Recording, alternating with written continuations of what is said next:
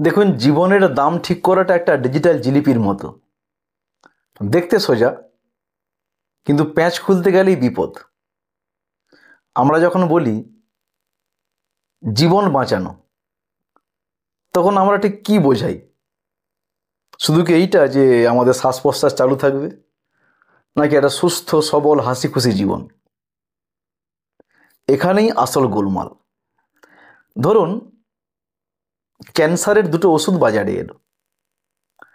একটা খেলে রোগী 3 মাস বেশি বাঁচবে, কিন্তু বিছানায় কাত হয়ে।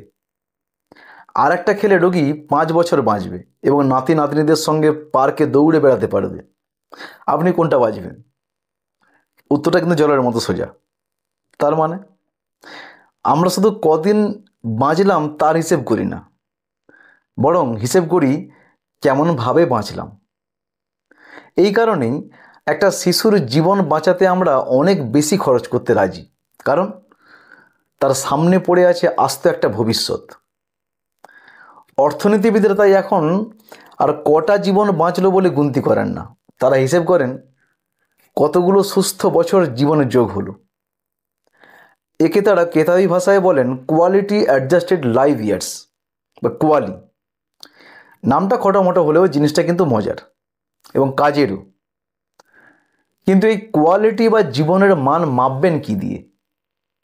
এরও উপায় আছে। অর্থনীতিবিদরা এখন রোগীর কাছে গিয়ে টাইম মেশিন নিয়ে বসেন। তারা জিজ্ঞেস করেন, আচ্ছা দাদা, 10 বছর ধরে কোমরের ব্যথা নিয়ে বাঁচা আর 8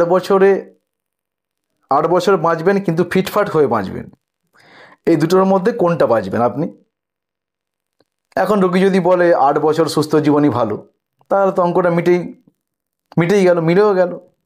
তার মানে কোমরের ব্যথা ভদ্রলোকের জীবনের কোয়ালিটি 20% কমিয়ে দিয়েছে। তবে প্রত্যেকটা অসুখের জন্য আলাদা করে জনমত সমীক্ষা করা তো আর সম্ভব নয়। তাই কিছু রেডিমেড ফর্মুলা বানানো হয়েছে, এই যেমন EQ5D।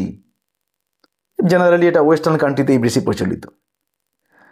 এটা আর কিছুই না, কতগুলো প্রশ্নমালা, যেখানে 5টা বিষয়ে আপনার স্বাস্থ্যের হাল মাপা হয়। এই যেমন ধরুন, ব্যথা, নিজের যত্ন নেওয়ার ক্ষমতা, রোজকার কাজ, উদ্বেগ আর হাঁটাচলা। এই প্রতিটি বিষয়ে আপনি একটা লেভেল বাঁচবেন। লেভেল 1 মানে আপনি সুস্থ আছেন, কোনো সমস্যাই নেই। আর লেভেল 5 মানে আপনি পুরো শেষের দিকে। এই 5টা প্যারামিটার আপনার উত্তর অনুযায়ী